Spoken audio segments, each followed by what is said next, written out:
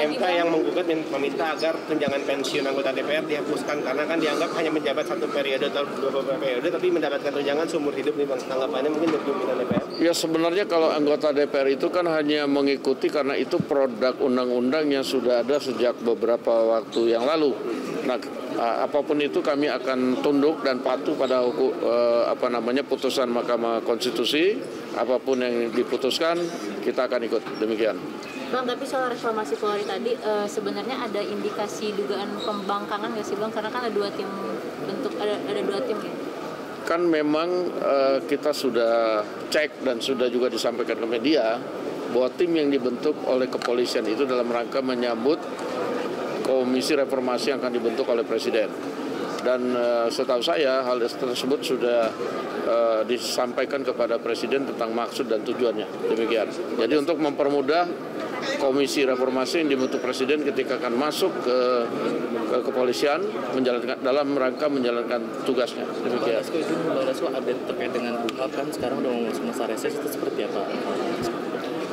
Untuk KUHP sendiri sampai dengan sekarang dan pada saat masa reses nanti kita tetap menerima partisipasi publik yang memang KUHP ini luar biasa perhatian atensi dari masyarakat sehingga belum disahkannya itu karena masih tetap kita menerima partisipasi atau masukan-masukan dari publik sehingga di waktu reses pimpinan Komisi 3 juga tetap meminta izin untuk menerima partisipasi publik sebelum kemudian pada batas waktunya yaitu kemungkinan masa sidang depan kita akan putuskan. Tanggapan Mbak Puan selaku pimpinan kemarin pada saat rapat kerja bersama dengan BPOM BGN di Komisi 9 bahwa ditekankan pentingnya Perpres untuk menjadi payung hukum untuk MBG sendiri ini untuk tata kelola dan juga regulasi.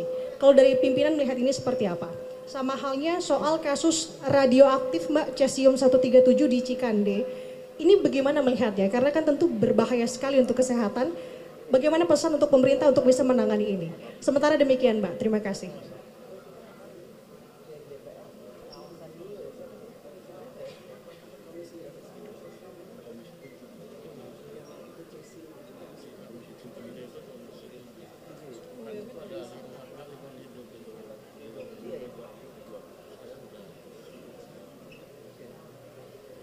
Ya, terkait dengan MBG tentu saja karena ini kepentingannya untuk anak-anak generasi penerus bangsa, bahkan Bapak Presiden pun sudah menyampaikan bahwa ini satu program yang sangat penting bagaimana kemudian meningkatkan gizi seluruh anak Indonesia.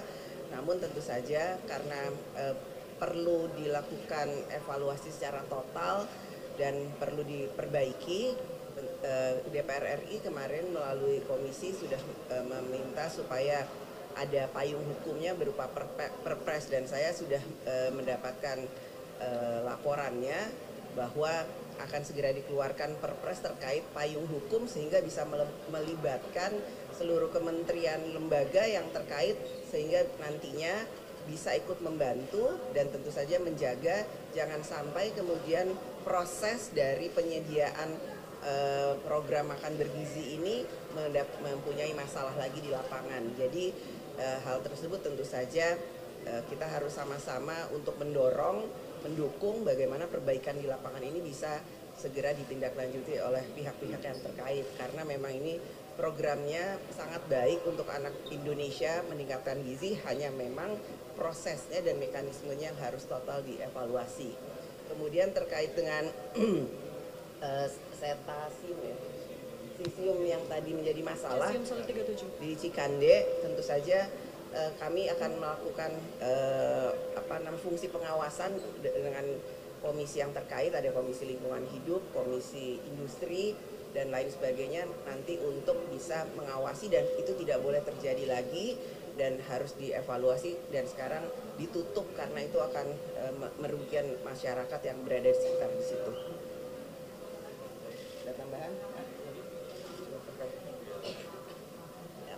Selamat siang Mbak Puan, Pak Dasko dan juga Pak Saan. Saya Teddy dari CNN Indonesia TV.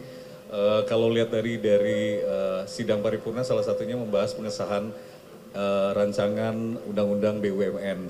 Mungkin ada tanggapan setelah tadi disahkan, kemudian juga titipan pertanyaan dari teman-teman soal ucapan untuk HUT TNI besok, mungkin dari DPR juga sudah ingin menyampaikan. Ya, Undang-Undang BUMN tadi sudah disahkan, nantinya BUMN akan berubah menjadi BPBUMN, semoga implementasi di lapangannya memang bisa berjalan dengan baik seperti semangat yang disampaikan oleh Bapak Presiden bahwa BUMN sebagai badan usaha milik negara memang harus berfungsi dan berperan harusnya sebesar-besarnya sesuai dengan pasal 33 adalah untuk seluruh rakyat Indonesia yang mana sekarang sudah ditarik ke Danantara, jadi jangan sampai kemudian ada tumpang tindih antara regulator dan operator. Jadinya perbaikan ini tentu saja insya Allah akan membawa manfaat bagi masa depan Indonesia ke depannya. Kita lihat implementasinya setelah ini ada perubahan undang-undangnya, tentunya sudah ada payung hukumnya untuk bisa diimplementasikan atau ditindaklanjuti di lapangan. Ya HUT TNI nanti setelah mau HUT baru kita sampaikan apa ucapan dari DPR. Mbak, satu lagi Mbak, Faisal Mbak dari RMOL. Izin bertanya soal yang ramai di media sosial Mbak belakangan ini soal razia plat Aceh kalau tidak salah di Sumut ya. Ini respon DPR seperti apa ke depannya? Karena ini dianggap berpotensi memicu ketegangan antar daerah, kira-kira begitu Mbak? Iya. Ya. Ya, terkait dengan isu yang viral ya di media sosial terkait dengan razia plat bernomor Aceh dari wilayah Medan Sumut jadi Medan, justru hal itu tidak boleh terjadi karena itu akan menimbulkan berbagai ketegangan antar daerah. Kita harus tetap mengedepankan bahwa kita ini adalah negara kesatuan Republik Indonesia, jadi tidak boleh ada ego apalagi lintas daerah ya, jadi benih-benih seperti itu harus ditiadakan. Apakah kedepannya bakal memanggil katakanlah Mendagri begitu untuk menindaklanjuti? Ya tentu nanti kita akan coba sampaikan kepada kementerian yang terkait yang membidangi soal kepentingan daerah. Cukup ya?